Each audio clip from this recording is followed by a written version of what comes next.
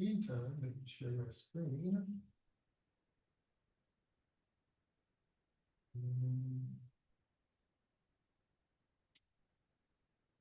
Before I start discussing today's topic, I don't know if you guys have seen the announcement that I've posted online concerning, because somebody asked me when would be the next test. So I took a look at the academic calendar to decide on the dates. I tried to spread the dates out. So these are the let's see if I can make this bigger. Oh, you do it for bigger.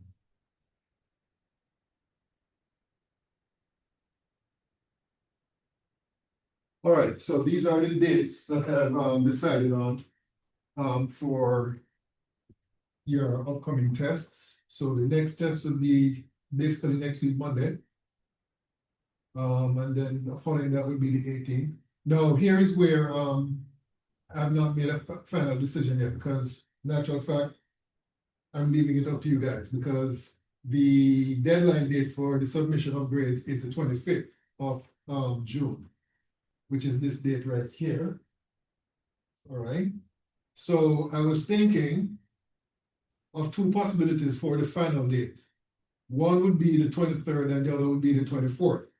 Now, I was thinking, and this is up to you guys, that, well, personally speaking, I would prefer it to be on the 23rd. It gives me one extra day so that I can, you know, take my time, get the grades in and so on. But if you guys, well, let me ask you, you know, which would you prefer? The 23rd or the 24th? And the thinking behind the 23rd is, as I said before, you know, give me one extra day to make sure that I grade everything correctly and so on. But if you guys want to use the 23rd as a time for review, right, in preparation for the final, and then you get the final on the 24th.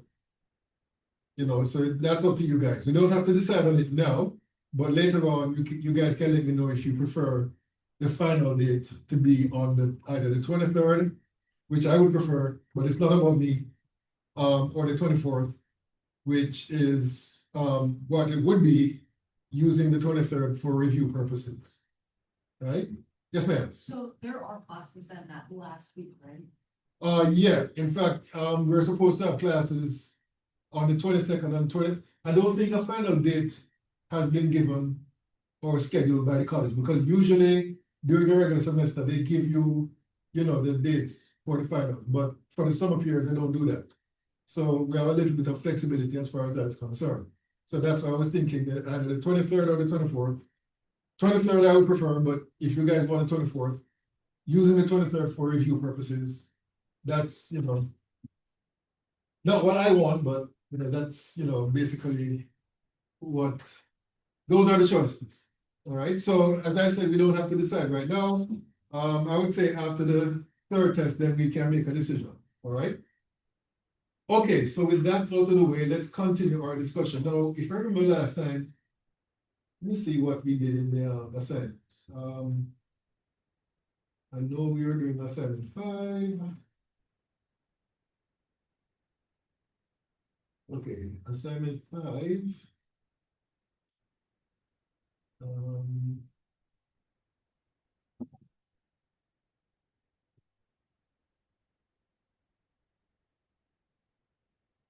Go down. Okay, how far did we get to in assignment 5? Did we do question 7?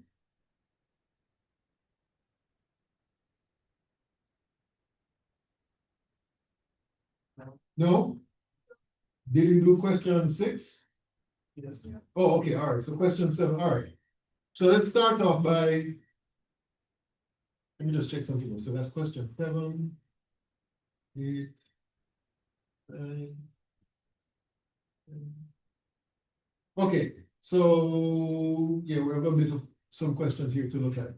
Okay, so let's look at question 7, which says, perform the following calculations, and in the case of A, it's asking for the density of sulfur trioxide at 0.96 atmospheres and 35 degrees Celsius. So if you remember, the formula for density of a gas is PM over RT. So just to remind you, P is the pressure in atmospheres, M is the molar mass, R is the molar gas constant, and T is the temperature in Kelvin. So if we were to apply that to this problem, the density would be equal to the pressure, which is 0.96 atmospheres, times, okay, so the molar mass of sulfur trioxide, you have to, of course, consult the periodic table. I'm sorry for that. And for oxygen, that's 3 times 16 plus, if I remember correctly, the molar mass of sulfur is 32.07. So according to my calculation, the molar mass is for SO3 is 80.07 grams per mole. And then we divide that by R, which is always 0.0821 liters atmospheres over mole Kelvin, multiplied by the temperature, which is 35 degrees plus 273. So that is equal to 308 Kelvin. And then we do the number crunching, so 0.96 times 80.07 divided by 0.0821 divided by 308. And according to my calculation, now this would have to be rounded off to 266. So that's 3.0. And the units would be grams per liter because the atmospheres will cancel out here, the moles will cancel out here, the Kelvin cancel out there. So you're left with grams divided by liters. So that's how we end up with the units being grams per liter. All right.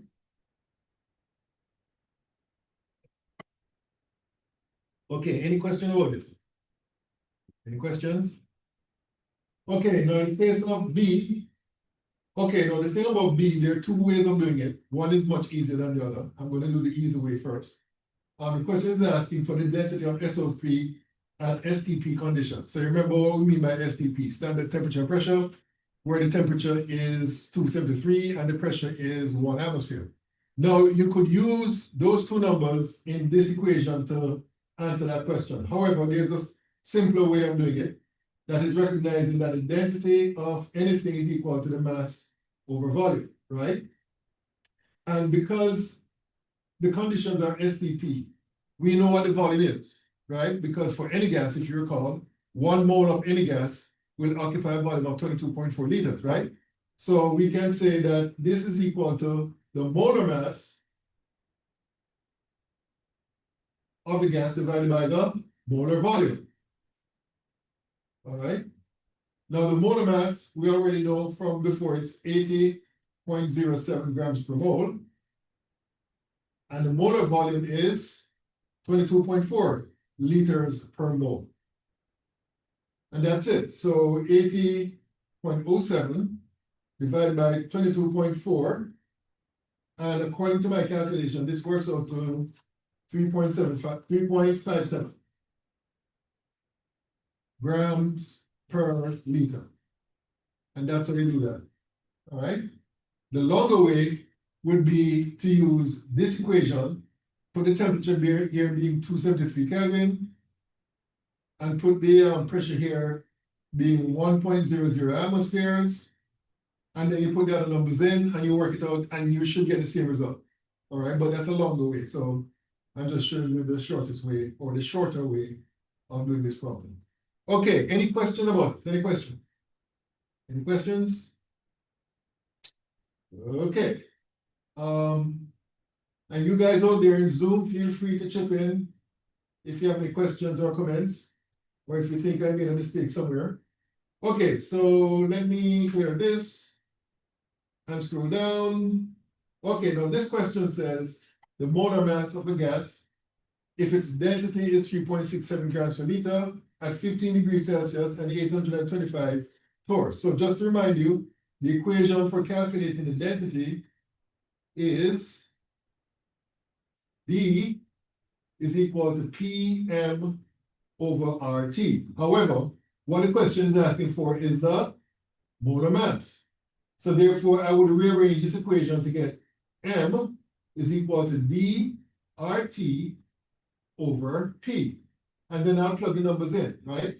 So the density is given as 3.67 grams per liter multiplied by R, which is 0.0821 liters atmospheres over mole Kelvin times the temperature, which is 15 degrees, which would be equal to 288 Kelvin. And then we divide all of that by the pressure. Now they gave us the pressure in torrs, 825 torrs. We need to convert that to atmosphere, so that will be 1 atmosphere over 760 torr, right? Because we need the pressure in torr in order to do this calculation, because we have atmospheres. I'm sorry, I misspoke.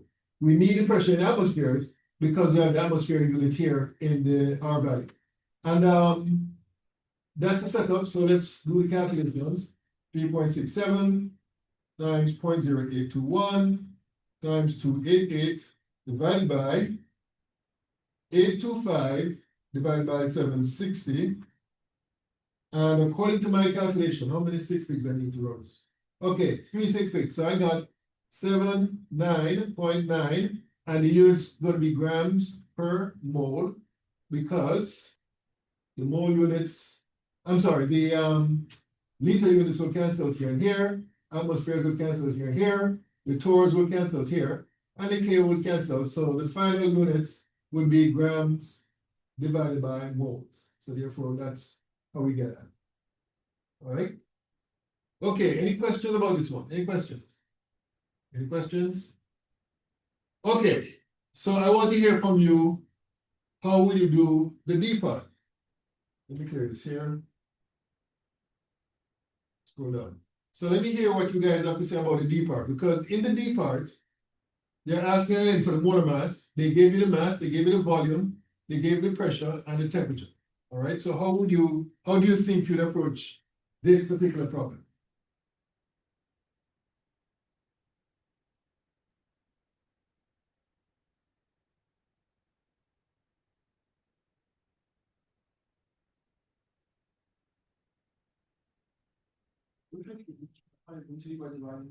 Okay, so you're saying that hold on, let me well, we'll be using the same formula, right?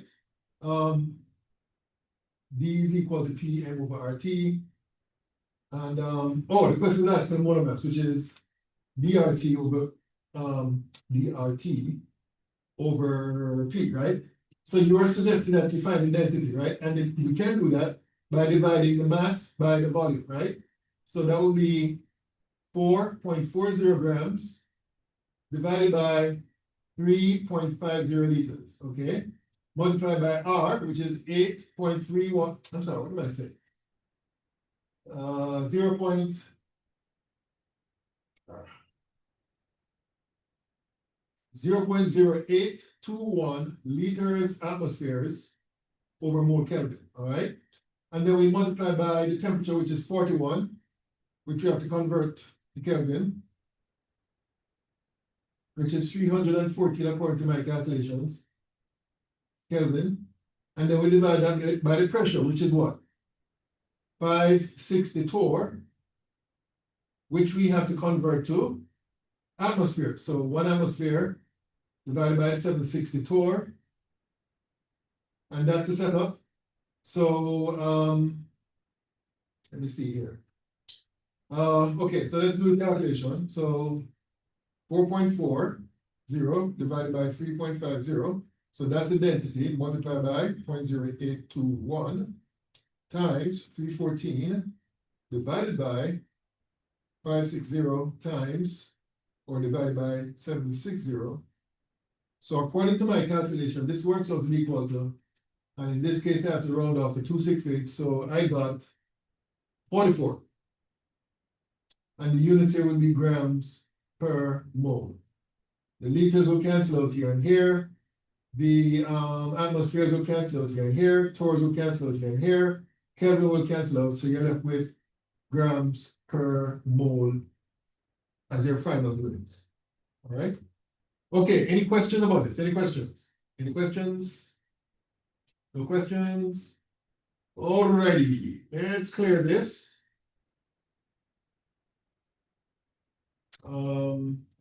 Let's clear this. Scroll down. Okay, now this question says you have to calculate the partial pressure of each component in a mixture of gases containing 3.50 grams of nitrogen, 2.15 grams of hydrogen, and 5.27 grams of ammonia. If the temperature is 25 degrees Celsius and the volume of the mixture is 1.00 liters. So how do you think you tackle this problem?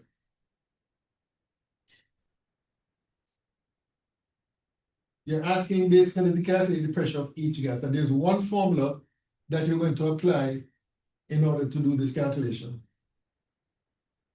I should say you're going to apply that one formula to each gas, right? You're going to apply that same formula to each gas, all right? So what's that formula? Over B, I'm sorry? RT over B. Uh,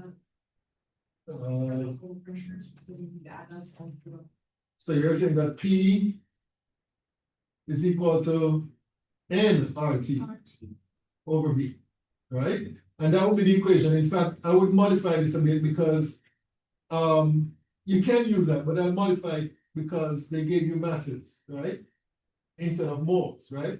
So I would modify this to say M, lowercase m times RT over uppercase M V, because this part here is the same thing as N, right? So basically, in addition to the mass of each gas, you need the molar mass of each gas in order to do this calculation. So for example, in the case of the pressure of nitrogen, that would be equal to the mass of nitrogen given, which is 3.50 grams, times R, which is 0.0821 liters atmospheres over mole Kelvin, times temperature, which is 25 degrees Celsius, which is 219 Kelvin, all divided by V, which is 1.00 liters, right? And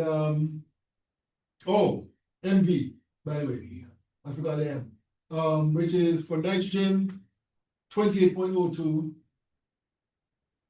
grams per mole, all right? So basically, let's do the calculation here, 3.5 times 0.0821 times 298, and then divide that by 28.02. And according to my calculation, this works out to be 3.0, how many sixteenths? 360, so 3.06 atmospheres. Because the gram units will cancel out here and here, the mole will cancel out here and here, the Kelvin will cancel out here and here, the liters will cancel out here and here. So your final units will be atmospheres, all right? And basically, you're going to do the same thing for the other gases, right? So, since I'm lazy, I'm just going to erase a couple of things here. So if I were to do the calculation for hydrogen, all right, that means that the mass will be different, which would be 2.15 grams, and the molar mass of hydrogen is going to be different too.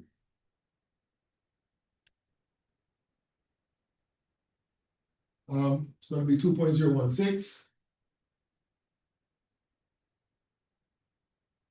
grams per mole, and the rest of the calculation will be the same. So let me do this one, 2.15 times 0.0821 times, oops, I made this thing, do this again, 2.15 times 0.0821 times 298, and then divide that by 2.016. And according to my calculation, this works out to be 26.1. So let me erase this here. So for the hydrogen, it's going to be 26.1, and the units again will be atmospheres. All right. And then we do the same thing for the other gas, which is ammonia. right? So let me again make some changes here. So in the case of ammonia, NH3, the mass given in the question is 5.27. So I'm going to replace the 2.15 here with the 5.27 grams. And I'm going to replace the molar mass. Now, in the case of ammonia, if I'm not mistaken, it's 17 point something because, hold on, 3 times 1.008. Hmm? 17.034. Yeah, I'm just going to run it off to 17.03. So 17.03 grams per mole. And let's see what that gives.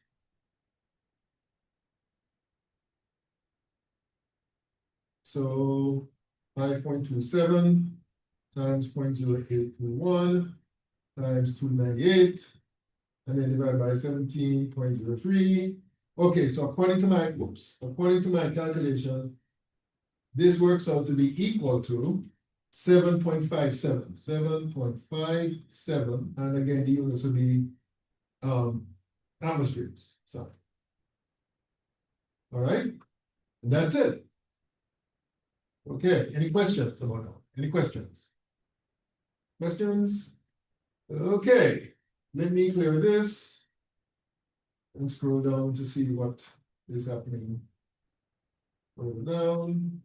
Oh, this one is interesting. Okay, so this question says you have 3 containers, which contains, well, each container has 3 different volumes, right? And the amount of pressure of each gas present is different as well, right? And then you're going to put all these gases into a 4th container with yet a different volume from the others. And the question is asking for you to calculate the pressure when you put all the gases in that container, right? So this question is one that, in order for you to solve it, you have to use 2 laws. You have to use Boyle's law and you have to use Dalton's law in order to solve this problem. So let me explain how the Boyle's law part works first. So basically, each of these gases you're going to place into container D, right? So basically, each of these gases will have a particular pressure and volume. So if you focus on gas A or container A, which has a gas, it has a volume of 1.23 dm³ and a pressure of 3.24 atmospheres, right? So basically, for A, the initial pressure is 3.24 atmospheres, and the initial volume is equal to 1.23 dm³. Now the final volume, V2, would be in D, container D, which is 1.51 dm³, right? So therefore, to find P2 for the gas in A, that would be equal to P1 V1 divided by V2. So we put the numbers in. P1 is 3.24 atmospheres. V1 is 1.23 dm³. And V2 is 1.51 dm³. And then we do the number crunching for that gas, 3.24 times 1.23, and then divide by 1.51. And according to my calculation, that will be equal to 2. Oops.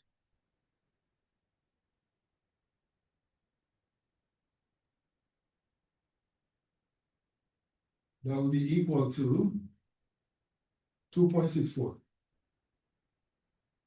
atmospheres. All right. So that's for gas A.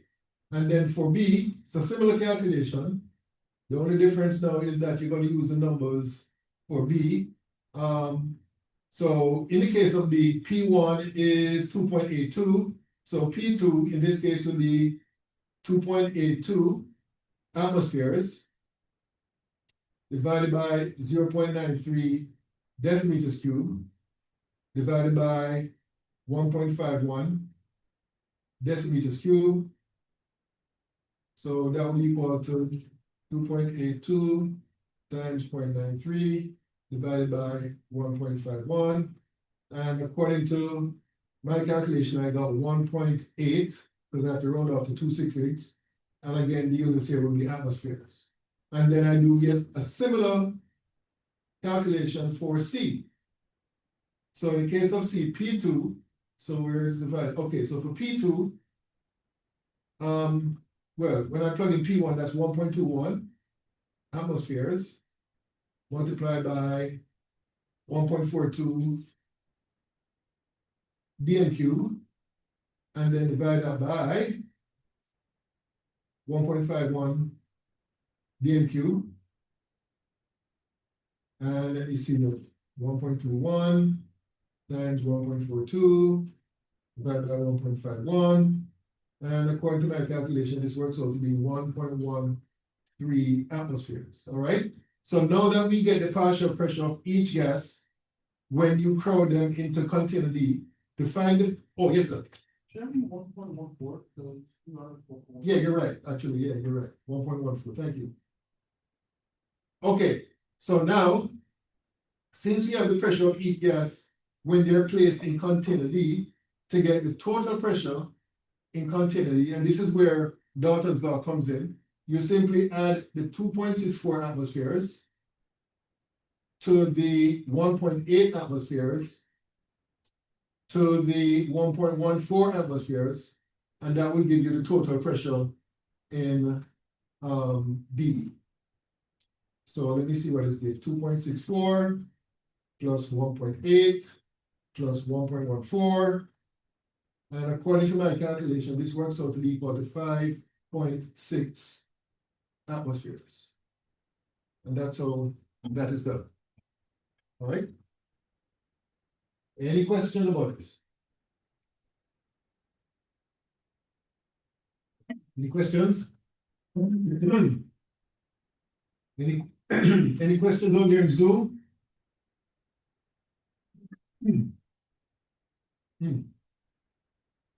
Okay, so let me clear all this. And let me go further down, see what's happening. Okay, this one says you have a mixture of gases that is made by connecting a 7.50 liter flask containing nitrogen at 2.0 atmospheres to a 13.0 liter flask containing hydrogen at 1.00 atmospheres. So the first question is asking for you to find out the final volume of each gas. Okay. For me, I find that, when it comes to questions like these, I find that it helps when you draw a diagram, even though, as I think I've told you guys, I don't have a great artistic skill, but I'm going to try my best. Okay. So this represents your two flasks, right? The first flask has a volume of 7.50 liters, and it contains nitrogen, and the pressure for the nitrogen is equal to 2.0 atmospheres, 2.00 atmospheres, and then the other flask contains hydrogen, where the volume is 13.0 liters, where it contains hydrogen, and the pressure of the hydrogen in this flask is equal to 1.00 atmosphere, right? So before they're separated in the separate flasks, and then you open this up, right? You turn this tap here, open it up, and we all know what's going to happen. All the gases will just mix with each other and fill the entire container, right? So the answer to the first question is simply the volume added. 7.50 liters plus 13.0 liters, and that would be equal to 20.5 liters. And that's the answer to the first part of this problem. Now the second part, the B part, let me scroll down here. The B part is asking what is the partial pressure of each gas, all right? And I think. There's a typo here, hold on. Oh, not a typo. So the question is, what's the partial pressure of each gas? Because they're mixing, that's what they're referring to. What will be the partial pressure of each gas after mixing, right? So basically, for each gas, you have to look at the initial pressure. So let's talk about nitrogen. For nitrogen, right, the initial pressure is 2.00 atmospheres. And the initial volume, V1, is 7.50 liters. The final volume, V2, is equal to the 20.5 that we calculated earlier, right?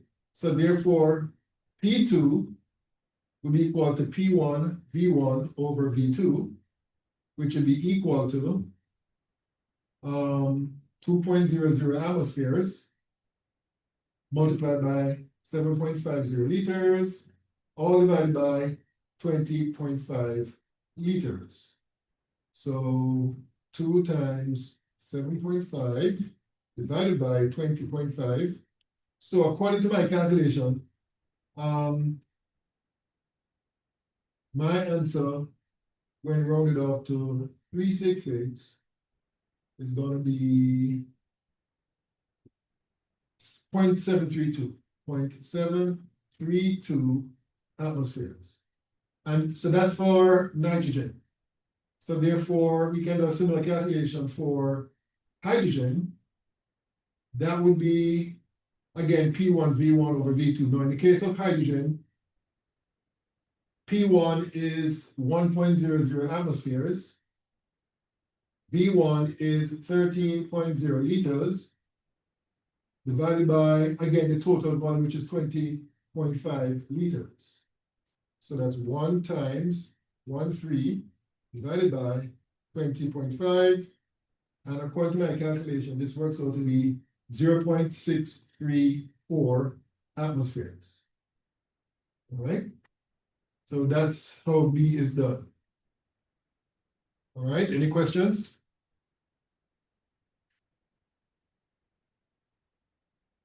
Okay, continuing.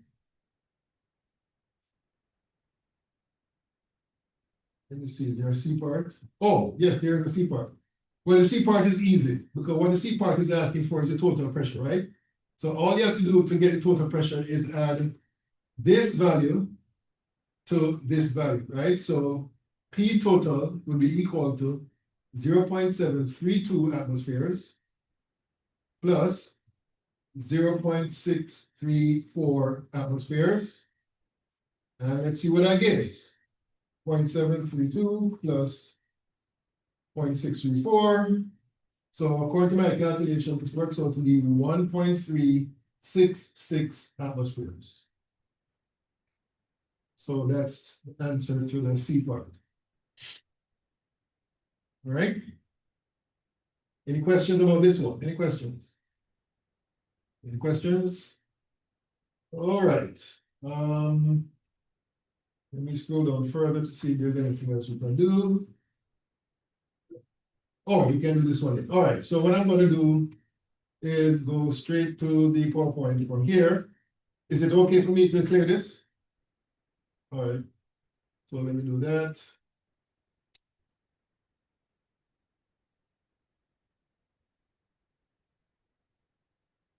All right, so if I remember correctly, as far as the PowerPoint is concerned, the last thing I discussed was this right here, the mole fraction, right?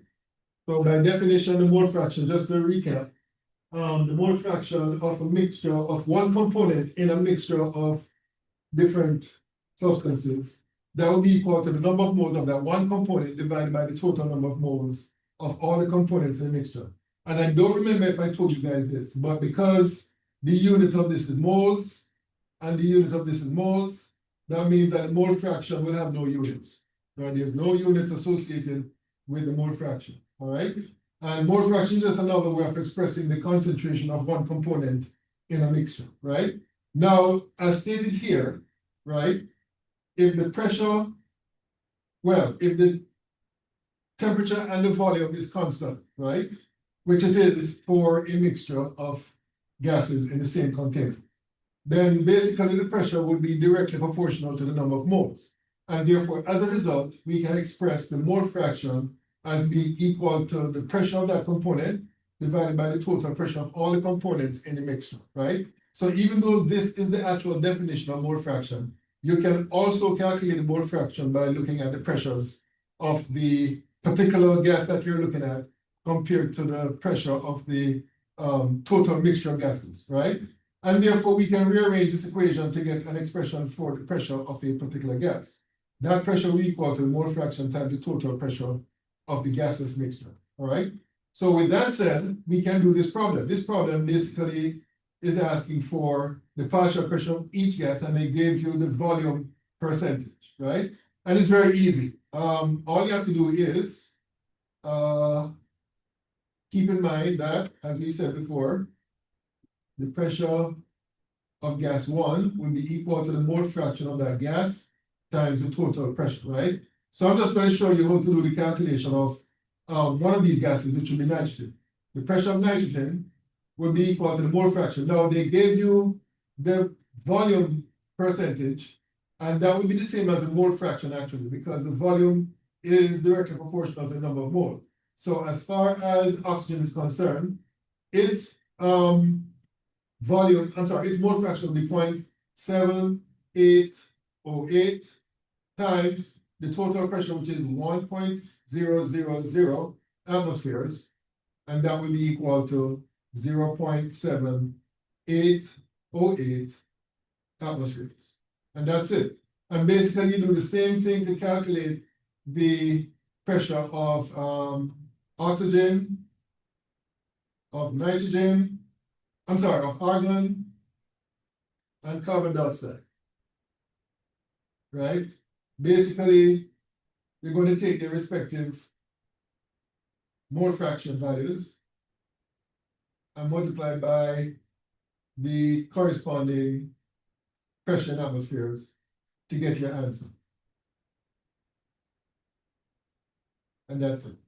So you can do that on your own. I won't go through that process right now, but you can try that on your own. And if you have any questions while doing it, please feel free to contact me.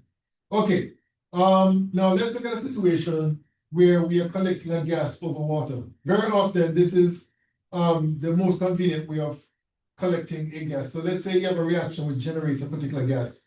Then the setup would be something looking like this right here, right? So what we have here is a trough, which is filled with water. And initially what would happen is that you have a jar filled with water, and then you invert it into, upside down into the trough of the water. So at the beginning, the jar will be filled with water, right?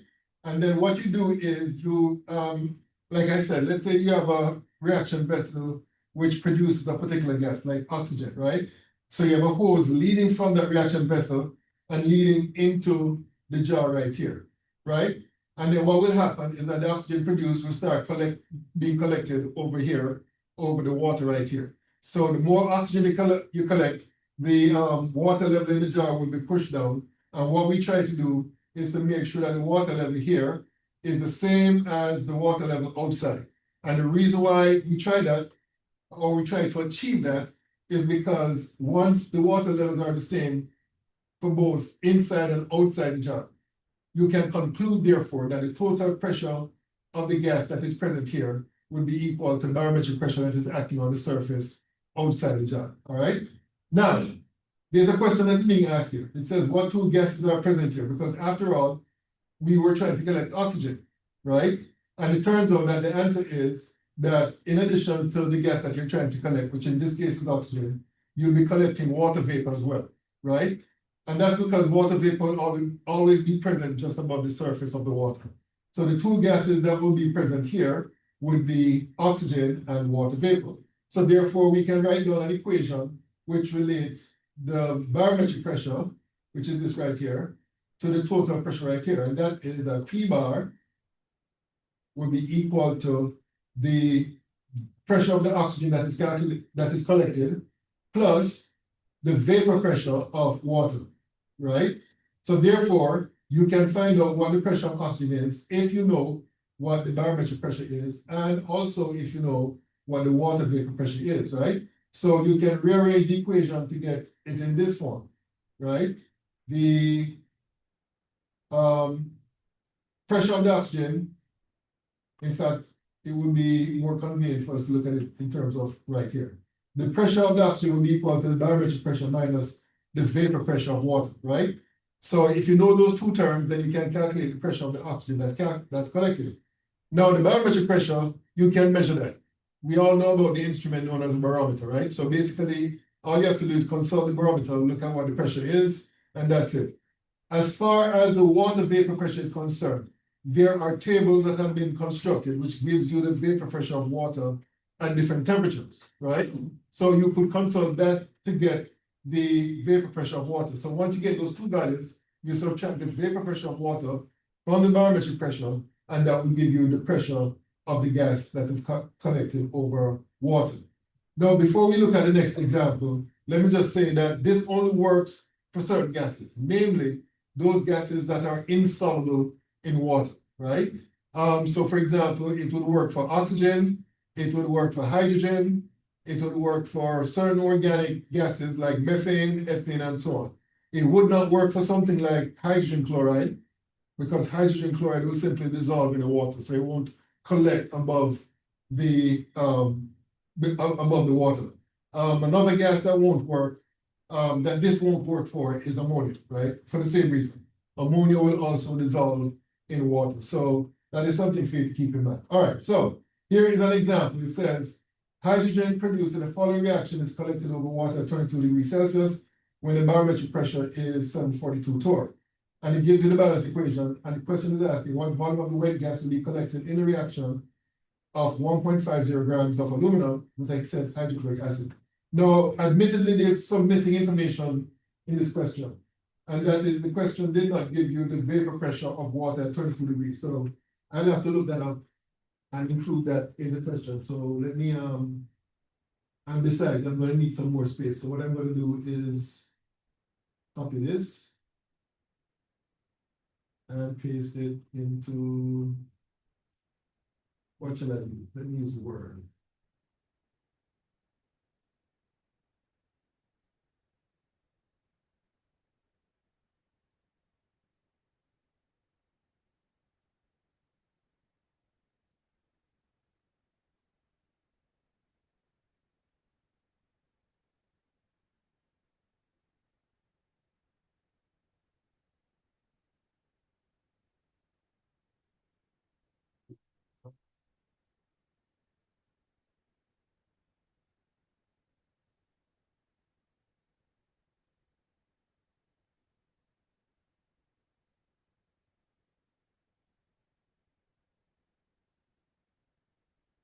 Okay, so that's the question. Now, what I'm going to do is look up the barometric pressure.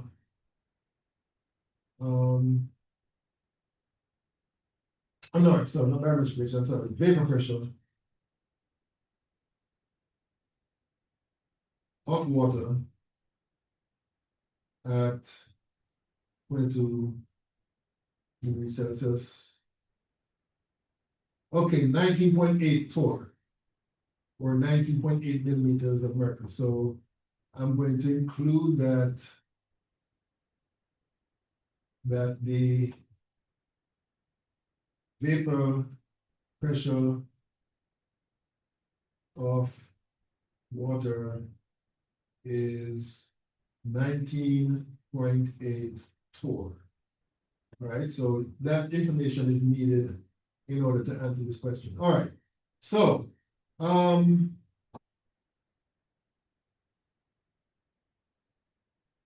okay, so how are we going to tackle this problem?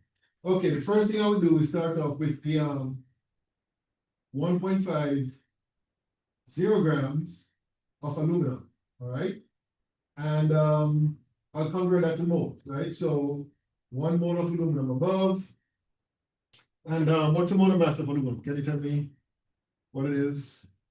I know it's 27 point something, or 26. 6.98. Okay, and it was 26.98 grams, all right, of aluminum. Okay, the next step now would be to write down a conversion factor which relates the moles of hydrogen to the moles of aluminum, right? And that's a 3:2 mole ratio. So the way I represent that here is 3 moles of hydrogen over 2 moles of aluminum. All right. Now, when I work that out, that would be the number of moles of hydrogen. So 1.50 divided by 26.98 times 3 divided by 2. And according to my calculation, this works out to be 0.0834 moles of hydrogen, all right? Now, the equation that we're going to need to use is V is equal to nRT over P, right? Where N is the number of moles of hydrogen, which we just calculated here, and P would be the pressure of the hydrogen. Now, here's the thing. We're not given the pressure of hydrogen, we're given the barometric pressure, right? So basically, if you remember from what I showed you just a while ago with the PowerPoint, the pressure of the gas, in this case hydrogen, would be equal to the barometric pressure minus the pressure of water at that temperature, water vapor at that temperature, right?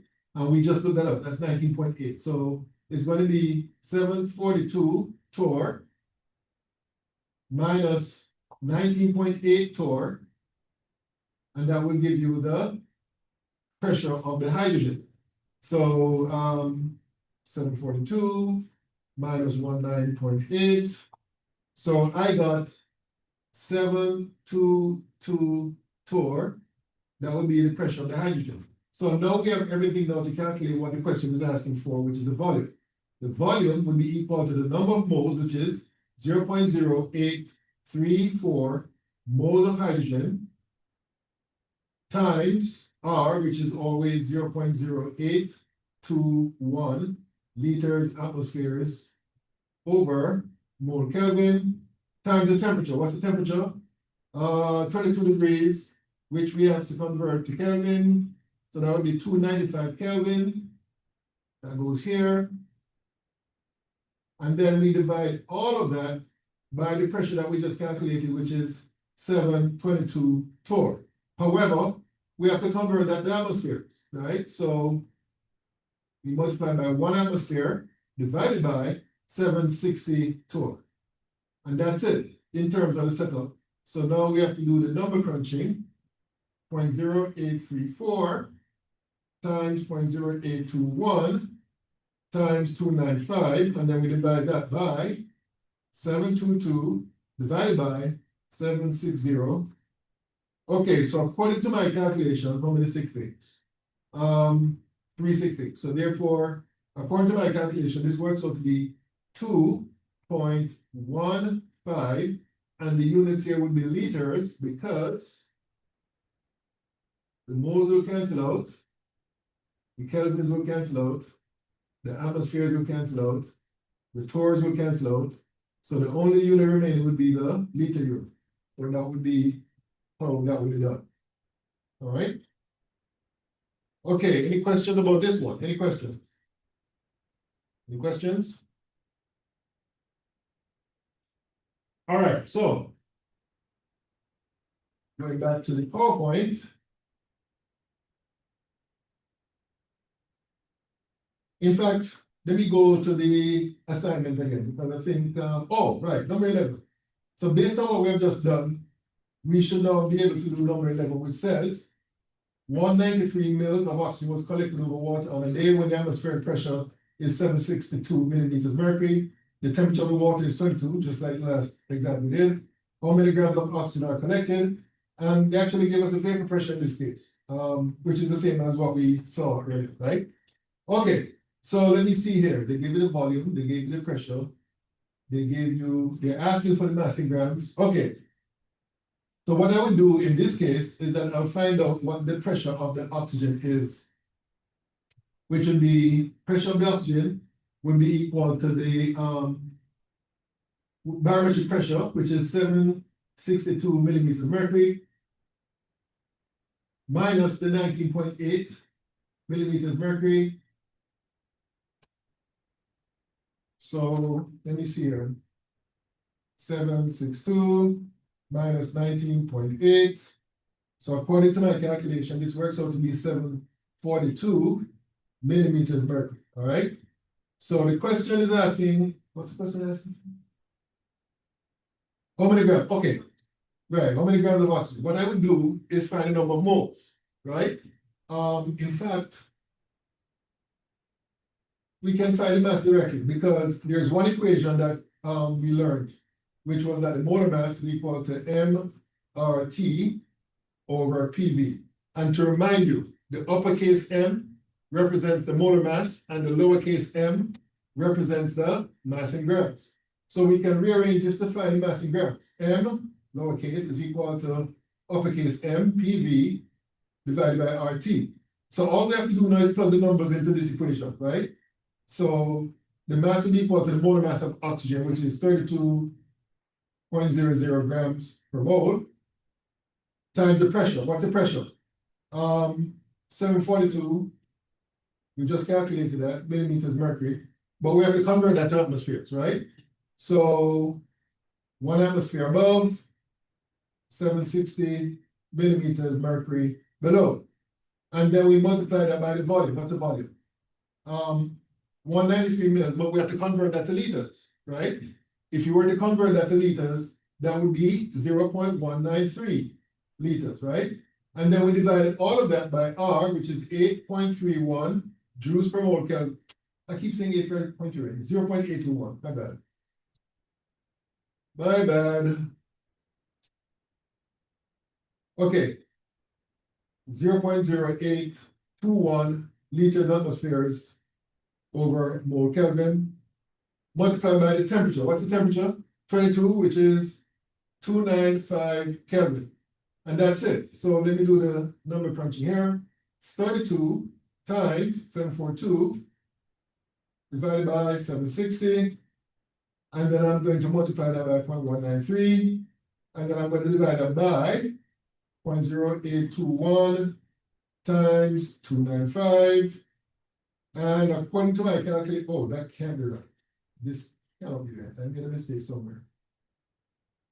Oh, it is right, actually. Okay, and please correct me if you got something different, but I got, how many sig figs? I got, rounded off the 3 sig figs, I got 0.249 grams of oxygen. Anybody else got that? Or got something else?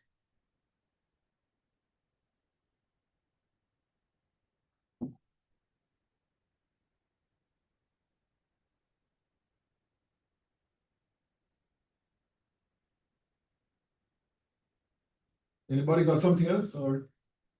Okay, all right, good. Any questions about this one? Any questions? Any questions? All right, going back to the, in fact, hold on, let me see if there's anything else we can do this with. Okay,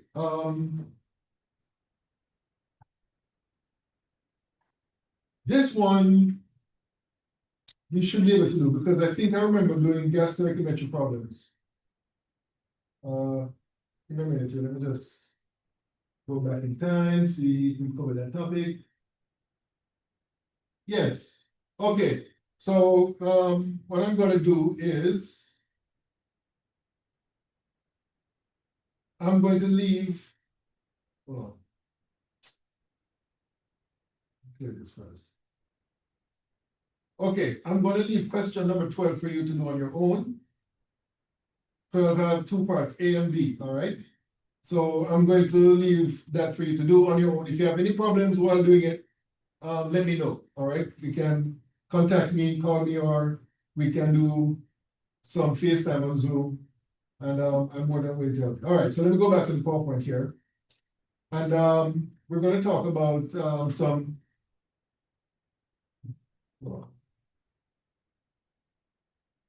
Go back to where we left off the last. Okay, so we're going to look at some quantitative aspects of the kinetic molecular theory. All right, we touched on it earlier. Okay, we touched on it earlier. And basically, these are the principal assumptions of the kinetic molecular theory. A gas is made up of molecules that are in constant random straight line motion, right? So of course, if you can use your imagination to think of the particles, they're always moving, it's energetic and so on. The molecules of a gas are far apart from each other on average, right? So basically, if you have a gas in a container, it's mostly space, empty space, right? Very important here, one of the assumptions. There are no forces that exist between the molecules except when they are in contact with each other, all right? So basically what this suggests is that the gas particles are acting independent of each other. The next assumption is that individual molecules may gain or lose energy as a result of collisions. However, the total amount of energy remains constant. And I think the term that is used in physics to describe this, they say that the collisions are elastic, which means that basically, if you have two particles having a total of the same amount, well, a total of a certain amount of energy, when they hit each other and then fly apart, the total amount of energy will be the same, right? Basically, what that seems to suggest is that upon contact, energy is transferred from one particle to another without any loss of energy otherwise, all right? So that's what this particular assumption is saying, all right? So based on those assumptions, one can show that this relationship exists. Now, you don't need to know this equation, right? But it can be derived, because I remember I minored in physics back in the day, you know, in the dark ages when I was a student. And basically, we had to learn how to derive these equations, right? But you guys luckily don't have it, right?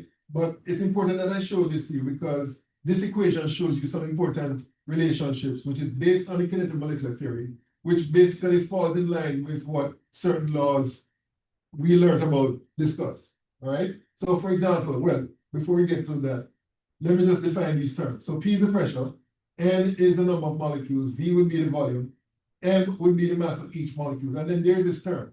This term is the average of the squares of the speeds of the molecules. So what do we mean by that? Basically what this term means,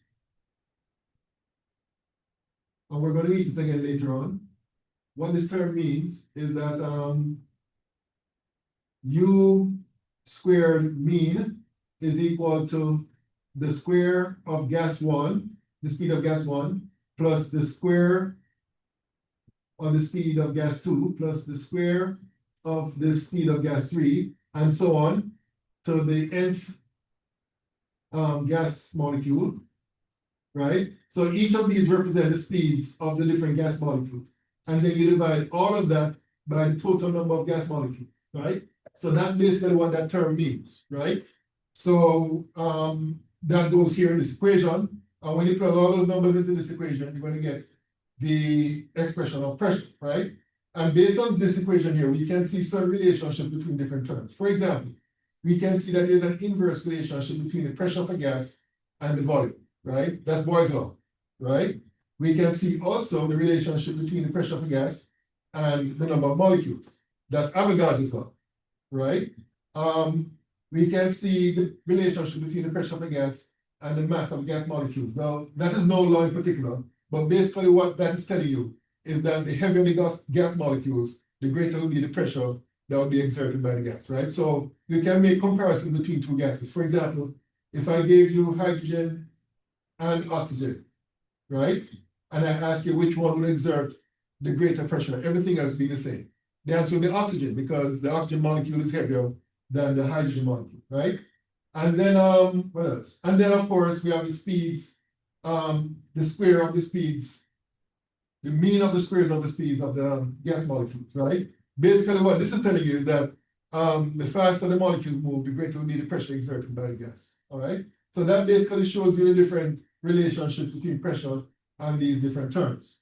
Okay, now based on this equation, there's another equation which can be derived.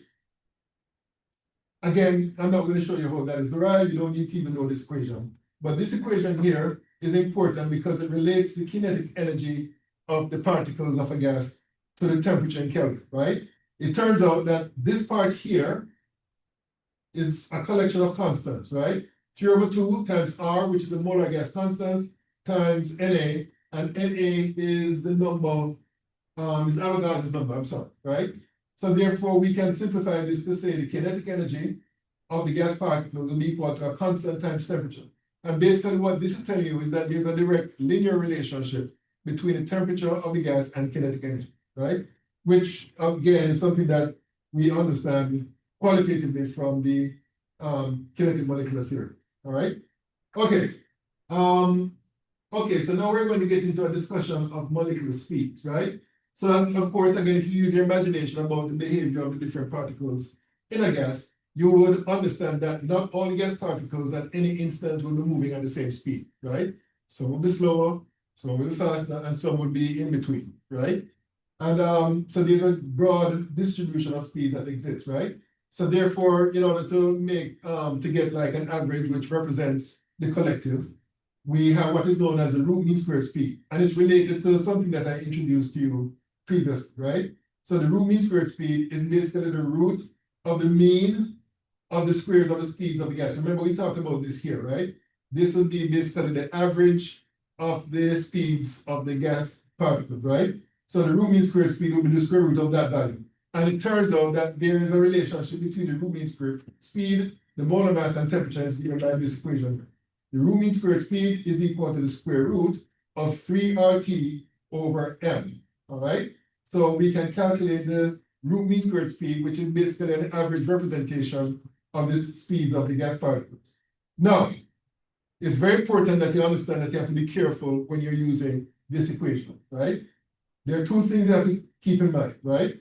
Well, before we get to that, so this is just saying that the speeds are typically very high, of the average of 1,000 meters per second, right? And this is also telling you that, well, this is also looking at the relationship, I should say, between the root mean squared speed and the molar mass, right? Basically, what this suggests is that the larger the molar mass, the smaller or the lower be the root mean squared speed, right? Which makes sense if you think about it. Everything else being the same, temperature, pressure, etc. The heavier molecules will move more slowly, right? So that's basically what this is telling you, right? Now, one thing I should say before we depart from this equation, as I said before, you have to be careful when using this equation. For one, you have to make sure that the value of R that you're going to be using is not the value that we've been using all along. Remember, the value of R that we talked about is 0.0821. That's the value that we've been using. But there's another value of R, and the units will be different, and that would be 8.31, and the units will be joules per mole Kelvin, right? So when you're using this equation, you have to ensure that you're using that value of R, right? R will be equal to 8.31 joules per mole Kelvin. The other thing you have to be careful about when using this equation is that the units for the molar mass must be expressed in kilograms per mole. All right? So basically, ordinarily, the molar mass that you would use would be expressed in grams per mole. What you'd have to do is divide that by 1,000 to get the equivalent mass in kilograms per mole. All right? So those are two things you have to be aware of when using this equation. Okay, so with that said, let's look at some graphical representation of what we were just discussing. So the graph on the left is a plot of the relative number of molecules on the x-axis versus the speeds, and this is representing the root mean squared speeds on the y-axis, right? And this is done at one temperature, 273 Kelvin, for three different gases: oxygen, methane, and hydrogen, right? And you notice that the curves are a bit different for each of these gases. And one can see here the relationship between the root mean squared speeds and the molar mass of the gas. So let's see if we can determine what the root mean squared speeds are in each case. Now, the way to determine that is that you identify the P of each of them and then drop a vertical line to see where it cuts the x-axis, right? So in the case of oxygen, if you were to drop a vertical line, and I don't know if I'll be successful in doing this correctly, but if you drop a vertical line down,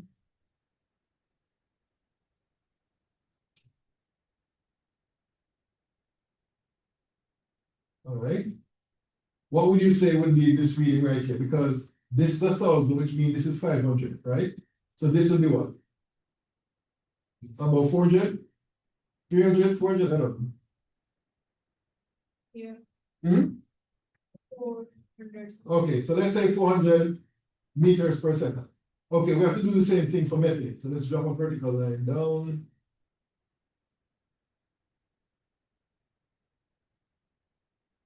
Okay, so that's about what? This is 500. This is 1,000. So this is what? 700. Okay, let's go with that.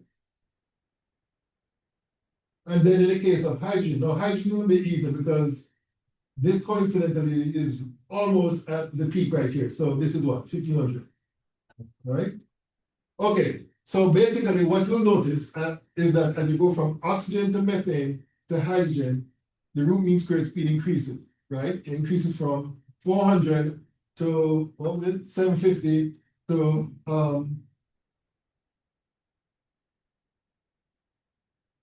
1,500, right? And that falls in line with what we were talking about earlier, because the molar mass of oxygen is about 32, right, grams per mole. The molar mass of methane is about 60, and the molar mass of hydrogen is about 2, right? So basically this falls in line with what we were discussing before. Basically the heavier molecules will move more slowly, and the lighter molecules will move more quickly under the same conditions, right? So that is perfectly demonstrated in this plot right here, all right? Now, over here, we have different plots for the same gas, which is oxygen, right? And this is done at different temperatures, 273, 1,000, and 2,000, right? So again, the value for the root mean squared speed is the same as here because this was done at 273. So I'm gonna say for oxygen, it's about 400 meters per second. Okay, now in the case of 1,000 Kelvin, you draw the vertical line down. Okay, that's about what? I kind of did it crooked one. About here, right? That's about what? This is 500. So what this value is here? Okay, let's say 600. Okay, and then finally, in the case of at the temperature 2,000, the vertical, I will drop down here. So that's about what? Now this is 1,500, right? So this will be about what?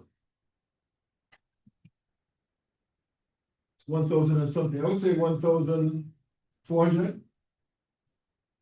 All right, meters per second, right? So what do we see here? What's the pattern that emerges here? As you increase the temperature, right, from 273 to 1,000 to 2,000, there's a corresponding increase in the root mean squared speed, right? Again, that makes sense. Again, that falls in line with what we were discussing before, right? The higher the temperature, the more energetic the particles, and therefore the faster they will travel in terms of their root mean squared speed. All right. So that's as far as molecular speeds are concerned. Now, the next thing, what time is it back? Next thing I want to talk about is the next thing I want to talk about is well, two terms. One is diffusion and the other one is effusion. And we won't spend as much time in the case of diffusion compared to effusion. But let me just say this. I've seen this in even textbooks, chemistry textbooks, that these two terms are used interchangeably, let's put it that way, right?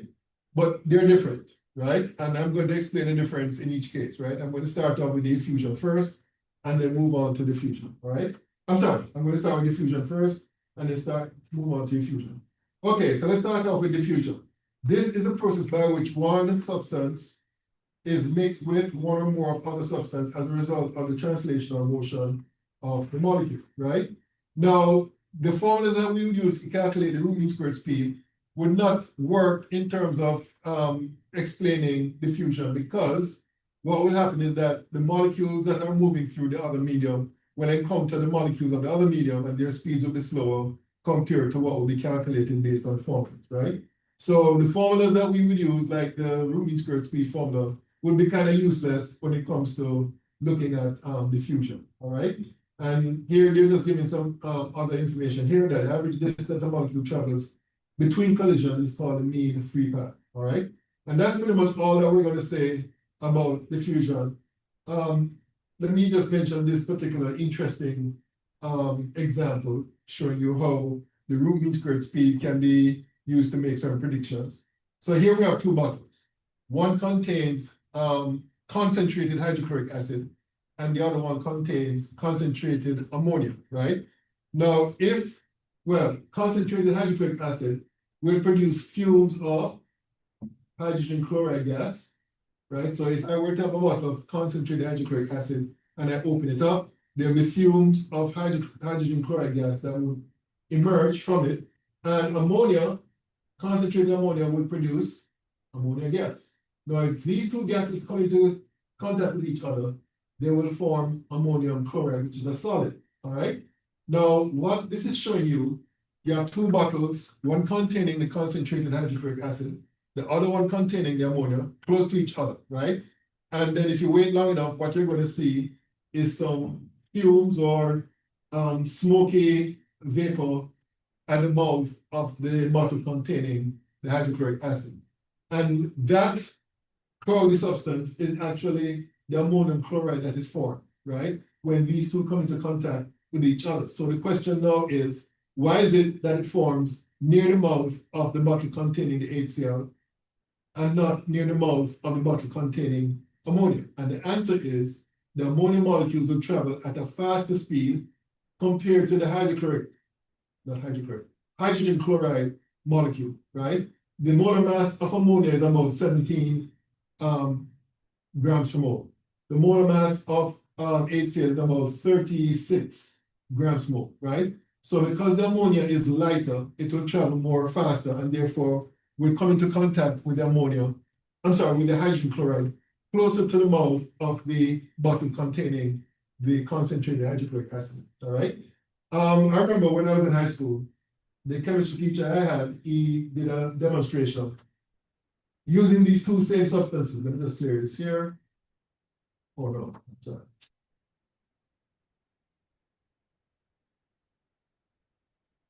What he did was that he had a tube, right? And then one end of the tube is soaked with is plugged with a cotton material, and this is soaked in ammonia,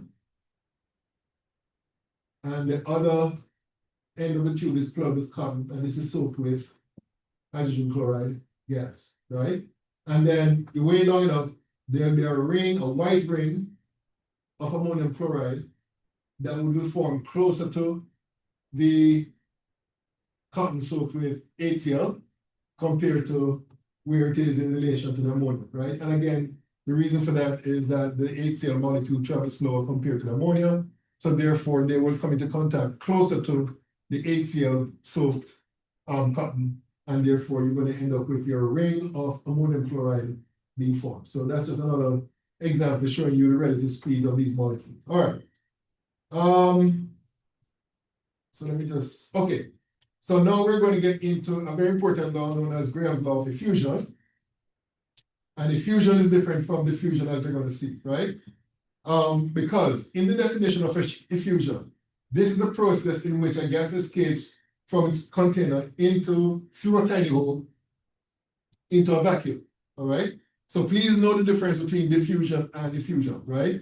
In the case of diffusion, basically you have a substance being spread into another substance.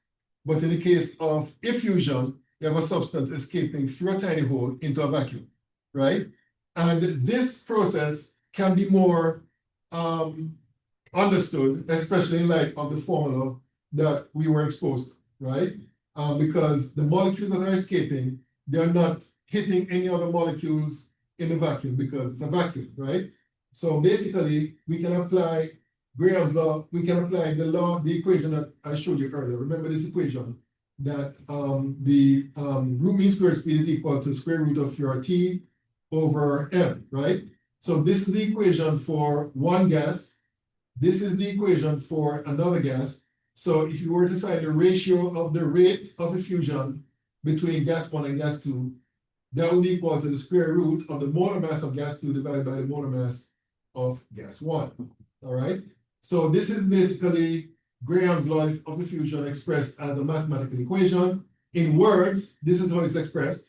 At a fixed temperature, the rates of effusion of a gas molecules are inversely proportional to the square roots of their molar mass, right? So there's an inverse square root relationship between the rate of effusion of a gas and the molar mass of that gas, all right?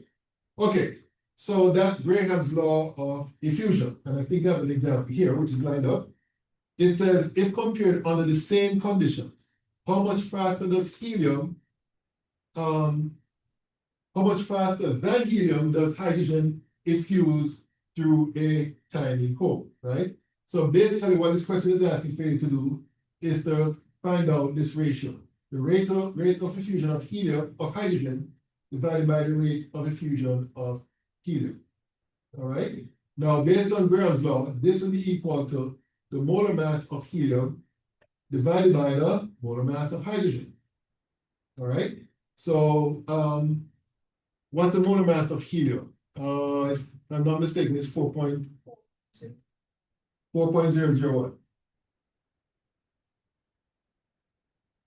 It says 4.00200. All right, so 4.002, and that would be grams per mole. And then we divide by the molar mass of hydrogen, which is 2.016 grams per mole. All right, so 4.002 divided by 2.016, and then I find the square root of that. And according to my calculation, this works out to be equal to 1.408. All right. So therefore, the rate of effusion of hydrogen will be equal to 1.408 times the rate of effusion of helium. So the answer is that hydrogen will effuse 1.408 times faster than helium. And that's it. All right. Any questions? Any questions about this? Okay. Next slide. Now this one is saying what percent of a measured amount, oh, I'm sorry, 1% of a measured amount of argon escapes through a tiny hole in 77.3 seconds. 1% of the same amount of an unknown gas escapes under the same conditions in 97.6 seconds. Calculate the molar mass of the unknown gas. Okay, now this one is a bit different because in this case, it is giving you the time of effusion and not the rate, right? Now let's think about it. Whenever you're talking about the rate of something happening, it doesn't matter what the process is, right? Basically what you're talking about is the extent to which that process will be occurring over a certain period of time, right? So what that implies is that there's an inverse relationship between the rate of the process and the time, right? So a process which has a higher rate will take place over a shorter period of time, right? The process that have a slower rate will take place over a longer period of time, all right? So let me see here. Okay, so basically they're giving you the time of effusion and not the rate. So the first thing I will do is say that the rate of effusion of the unknown gas, I'm going to call it G, divided by the rate of effusion of argon, that will be equal to the square root of the molar mass of argon divided by the molar mass of the gas. But I'm going to add something here on this side of the equal sign right here. Since we're talking about the time of effusion, we know that there's an inverse relationship between rate and time. We can say that the time of effusion of argon divided by the time of effusion of the gas will be equal to those two terms, right? So in actual fact, we'll be using this part right here to solve the problem. Because what the question is asking for is the time of effusion of the unknown gas, right? So if I were to write down an expression for the time of effusion of the unknown gas, that would be equal to the time of effusion of argon multiplied by the molar mass of the gas. Oh, my bad. The question is asking for the molar mass of the gas. I'm sorry. So let me erase this here. Oh, sorry. Erase this here. The question is asking for the molar mass of the gas itself, right?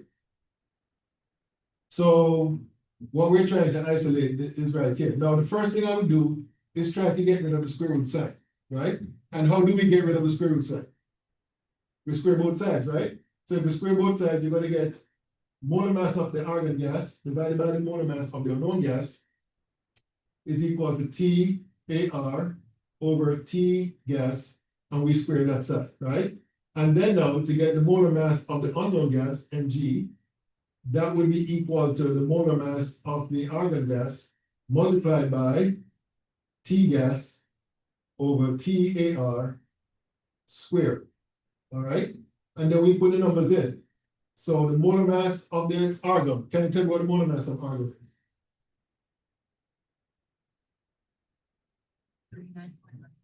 39.15. 39.95 grams per mole times, okay, the time for the diffusion of the unknown gas is 97.6 seconds. And the time of infusion of the, oh, wait a minute, I misspoke. Oh, yes, that's correct. And the time of infusion of the argon gas is 77.3 seconds. And that's it in terms of the setup. So the answer is 39.95. Oh, can't forget to square this. All right, okay. Multiplied by 97.6 divided by 77.3, and then I square it, equal, okay, so the answer I got, and please correct me if I'm wrong, I got 63.7, and the units here would be grams per mole. Let me do a quick check just to make sure I'm doing the right thing. Okay, yeah, so that's the answer, 63.7 grams per mole. Okay, any questions about this particular example? Any questions? Okay, so we're going to finish up this chapter here by looking at the difference between real gases and ideal gases, right? So basically all that we have been discussing so far, we were assuming that we're dealing with ideal gases, right? And there are two main features of ideal gases which are important at this juncture, right? The first one, and we talked about that earlier, the first one is that the assumption is that there are no forces of attraction between the gas particles, right? That's basically what is required for the gas to be ideal. And most gases under normal temperature conditions will behave that way, right? The second assumption, which I don't recall if we mentioned this, the second assumption is that the particles are so small that compared to the container is effectively zero, right? That's the second assumption, right? So the two assumptions are that the intermolecular forces is effectively zero and the size of the gas particles are effectively zero compared to the container. Now, we know that that is not the case for real gases, right? There exists some intermolecular forces that of attraction between gas particles in the case of real gases, and the volume of the particles are not zero, very small, but not zero, right? So basically, let me see what it says here, intermolecular forces. Right, so the intermolecular forces of attraction will cause the pressure of a gas, of a real gas to be less than you'd expect for an ideal gas, right? And also, when the molecules are close together, the volume of the molecule themselves becomes a significant fraction of the total volume of the gas. So this begs the question, under what conditions of temperature and pressure will number one and number two become important? In other words, the force of attraction and the size of the particles. And the answer is that the temperature would have to be low and the pressure would have to be high. So what does that mean? That means that a real gas will become more like an ideal gas if the temperature is high and the pressure is low, right? The higher the temperature and the lower the pressure, the more the real gas becomes or behaves like an ideal gas. And this is just a diagram showing you how the force of attraction will affect the pressure. So imagine that you have an ideal gas like this, right? where the gas particles have no influence on each other in terms of force of attraction, then a gas particle will be free, unhindered, to hit the wall of the container, and therefore the maximum impact would result in a certain pressure being exerted on the walls of the container. Now, if the gas is not ideal, there will be an attraction between this gas particle, which is about to hit the wall, and the other particles that are surrounding it, right? So therefore, you'd expect that the speed of this gas will be slower, will have a less impact in terms of how hard it hits the wall of the container, and therefore the pressure of that real gas would be lower as a result compared to the ideal gas, right? So that's basically what this is showing. There's a graph. Hold on, let me see if I have it here. Ah, here it is. Okay, so let me show you this graph right here. This graph here shows you a plot of PV over RT on the y-axis and pressure on the x-axis, right? Now, what is shown here is a plot. Well, firstly, we know that PV is equal to nRT, right? So therefore, if n is equal to 1, then you'll expect PV over RT to be equal to 1. And that will not change, right? That will not change regardless of what you do to the pressure, volume, whatever, right? In this case, what they have done is look at how the pressure changes affect the plot of real gases, right? When you plot PV over RT versus P, right? So you'll notice here that for this curve right here, this is done at 200 Kelvin, right? And then the next curve, the red one, is at 500 Kelvin. And then the blue one here is at 1000 Kelvin, right? Now, if the gas was a real gas, this would be the line right here, right? But you'll notice that what happens as you increase the temperature? As you increase the temperature, the curve kind of flattens and approaches what it would be if it was an ideal gas, right? So you can imagine if you increase the temperature further, the plot would probably look something like this, and then you increase the temperature further until you get to a point where the line falls on the ideal gas line, right? So this shows you that the higher the temperature, the more you increase the temperature, the more the gas behaves more like an ideal gas. So that's what this graph is showing. Okay, now let me back up a bit because I skipped over one particular slide. Okay, so people have been looking at this. If PV is equal to nRT for an ideal gas, then can we derive an equation for a real gas? And this guy, by the name of Van der Waals, he came up with an equation. He did some experiments and collected some data. And basically he made modifications to the PV is equal to nRT equation. So this is the ideal gas equation. And what he did based on his work is that he introduced this term here and this term here, right? So he introduced this term for the pressure term and this term for the volume term, right? And there's some constants involved in each of these terms.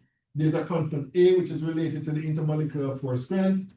B is a term related to the volume of the gas molecules in liters per mole.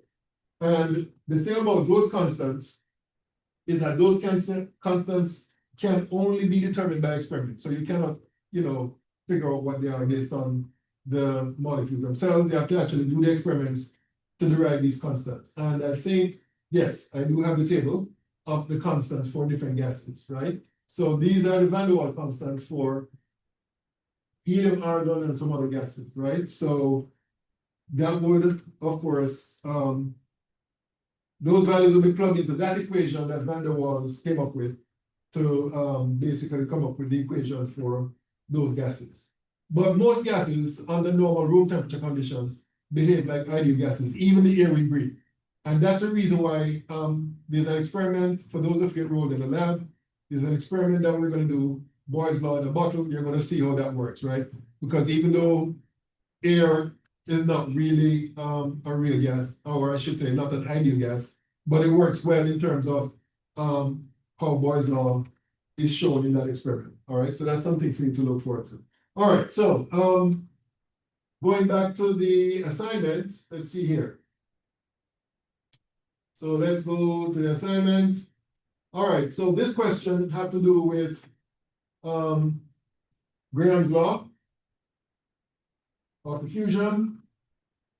In an experiment, it takes an unknown gas 1.5 times longer to diffuse than the same amount of oxygen gas find the molar mass of the unknown gas, all right?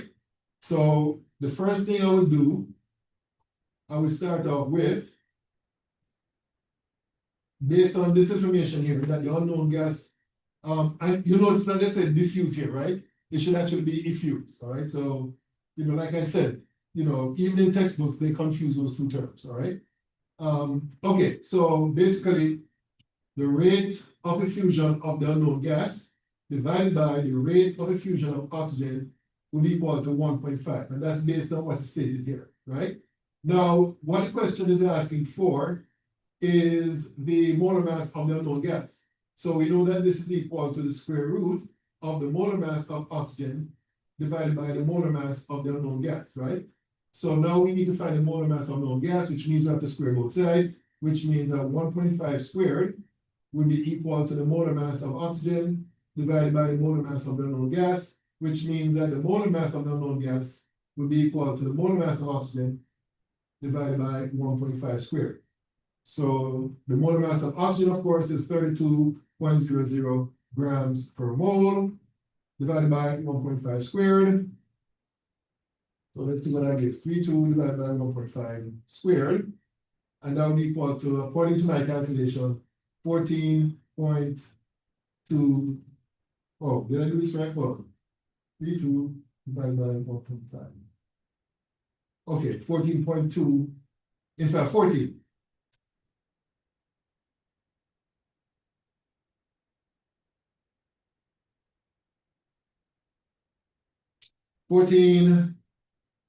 grams per mole. And that basically is how that is done. All right? Any question on this one? Any questions? Okay, let me hear what you have to say about number 14. Let me clear this here.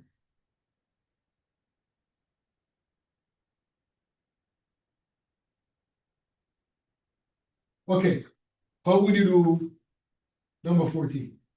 It says here that suppose a gas diffuses 1.4 times as fast as sulfur dioxide at the same temperature and pressure. What is the molar mass of the unknown gas? So what would be your first step in this to solve this problem?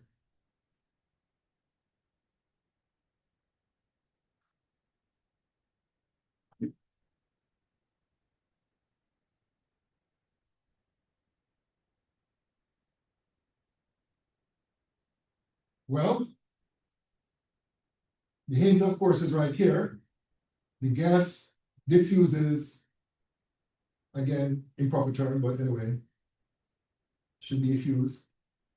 The gas effuses 1.4 times as fast as sulfur dioxide. So what does that tell you?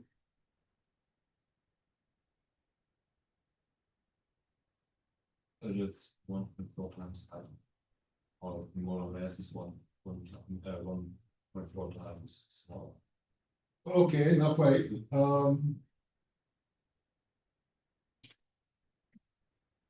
If a gas diffuses 1.4 times as fast, what does that mean? Let's say Rg is the rate of diffusion of the gas, and RSO2 is the rate of diffusion of sulfur dioxide. What would be the relationship mathematically between those two terms? Rg equals to 1.4 RSO. Exactly. Right? The rate of diffusion of the gas would be 1.4 times the rate of diffusion of SO2, right? Or another way of stating this is Rg over RSO2 is equal to 1.4, right? Now, what would that be equal to with respect to the molar masses? Based on Graham's law. Square root of. Square root of, Molar mass of SO2. exactly, over, Of the gas. exactly. Okay, now, basically, what the question is asking for is the molar mass of the gas, right? So we need a molar mass of SO2, which is, well, first let me do some algebraic rearrangement. So basically, I would square both sides. 1.4 squared would be equal to the molar mass of SO2 divided by the molar mass of the unknown gas, and therefore the molar mass of the gas would be equal to the molar mass of SO2 divided by 1.4 squared, right? Now the molar mass of SO2, sulfur is 32.07 plus 2 times 60, which is 32. So that would be 64.07 grams per mole. Divided by 1.4 squared. So let me divide that by 1.4 squared. And according to my calculation, rounded up to 2 sig figs, the answer would be 33, and the unit here would be grams per mole. And that's how that would be done. All right. Any question about this one? Any questions? Okay. Number 15 says compute the relative rates of diffusion. Again, the wrong term you use, I'm sorry about that. The relative rates of diffusion of chlorine to krypton. How would you do that? You're asking for the relative rates of diffusion of chlorine to krypton.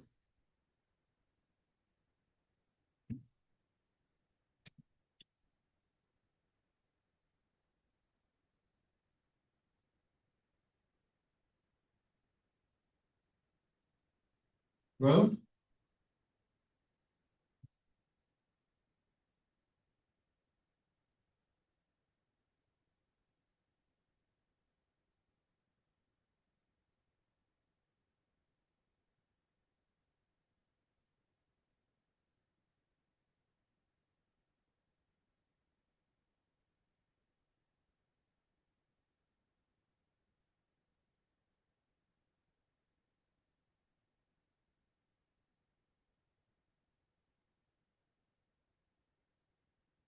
by the way, you guys out there in Zoom, feel free to chip in.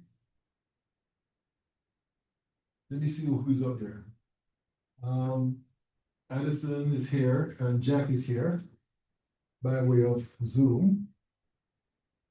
Okay, so any ideas about number 15?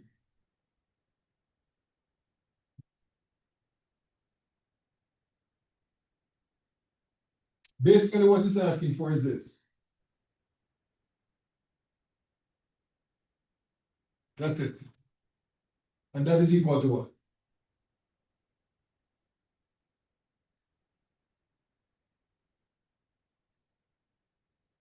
Graham's law. What Graham's law says?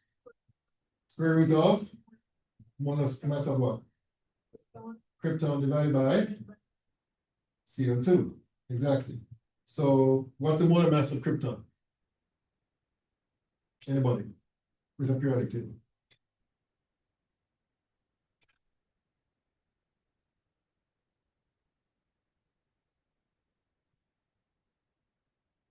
$83.80.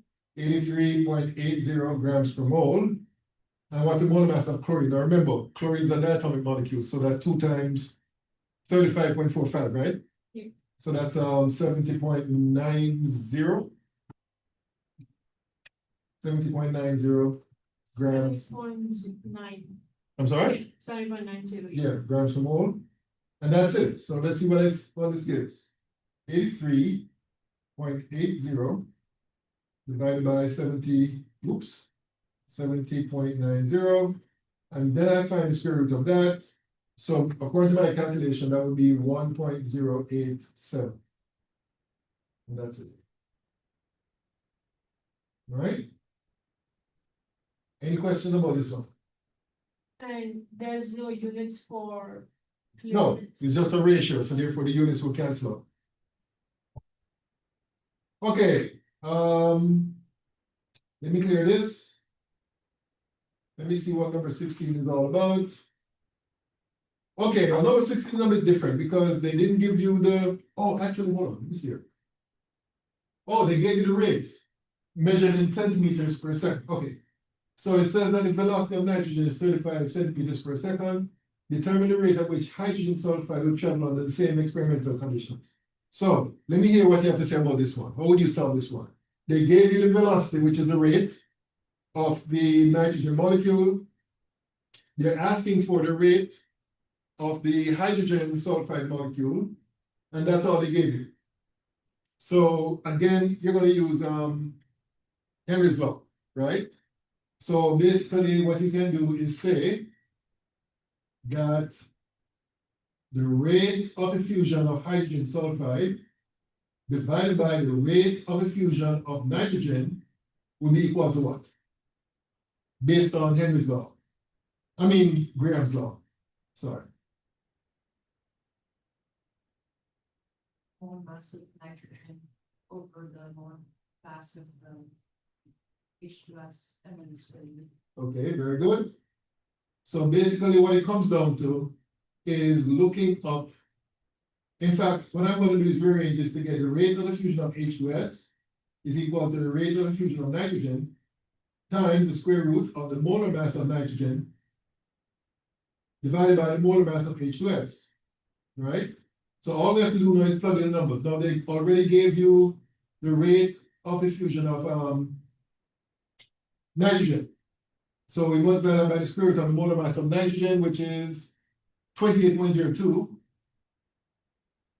grams per mole divided by, okay, so for hydrogen sulfide, that's 32.07 plus 2.016. So according to my calculation, this works out to be equal to 34.09 grams per mole, all right?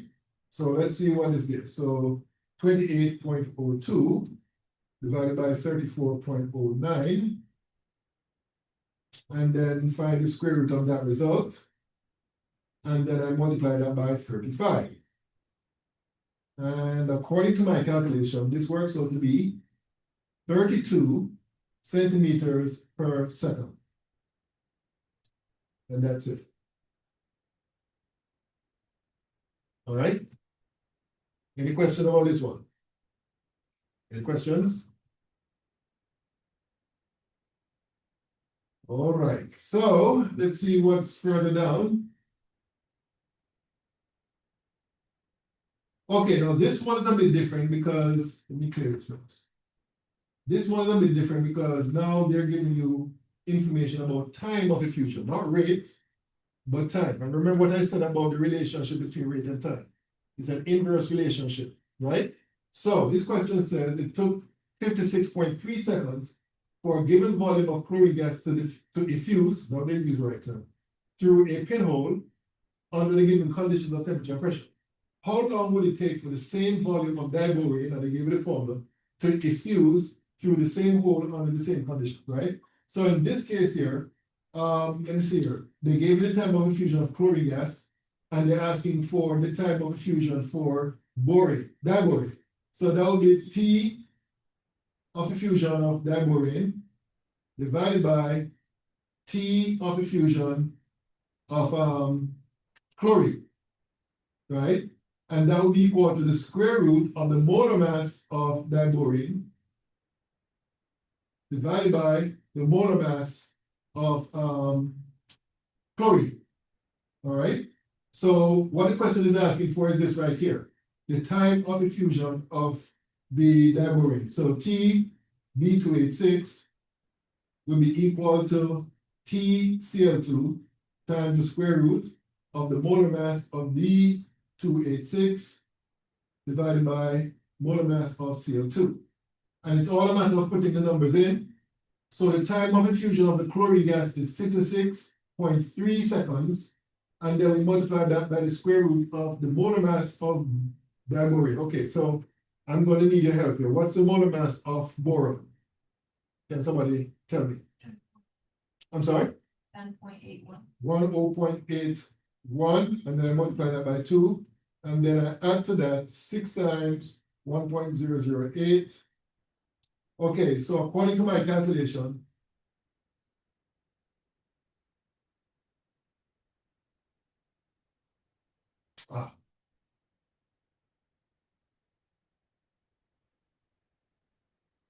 okay, so according to my calculation, the molar mass of diborane, and correct me if I'm wrong, but this is what I got. The molar mass of diborane is 27.67 grams per mole, all right? And then we do a calculation for chlorine, which is 70, what was it again, 70.09? 70.90, sorry. grams per mole.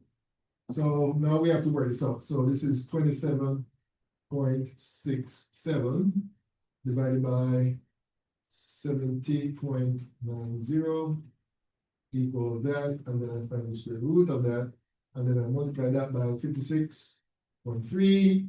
So the answer I got is, I'm gonna say fix, 3 So 35.2 seconds is the answer I got for that question over 70.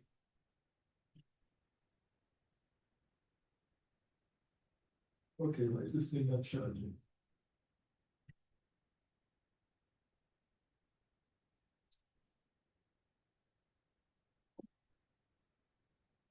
Oh, that's a reason.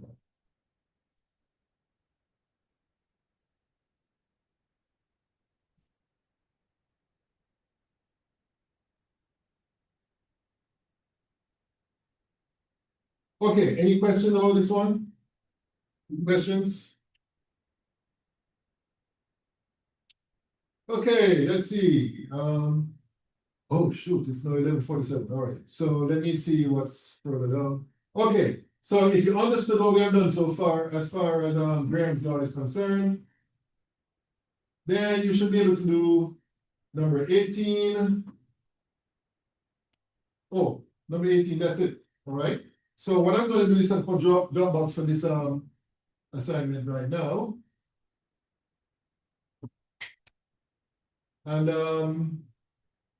in the interest of time, I'm going to set the deadline date for this for tomorrow. So this is assignment number 5.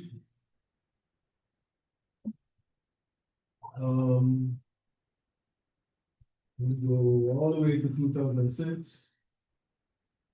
2026, I should say.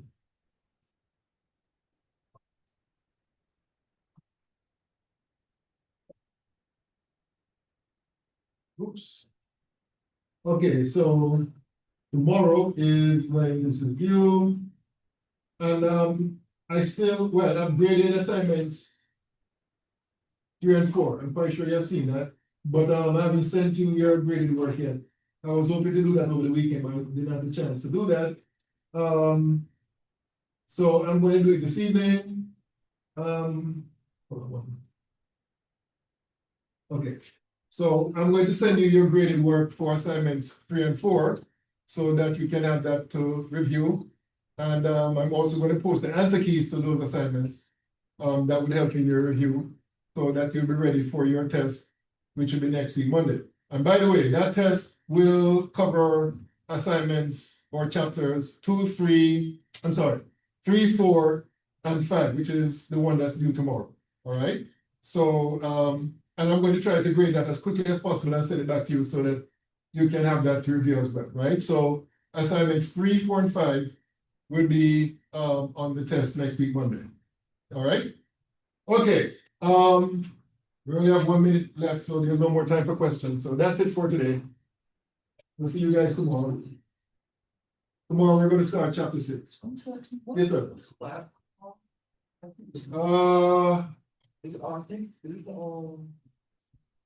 The reactant prediction. Yeah, that's the one. That one, okay. Yeah, that's it. Okay.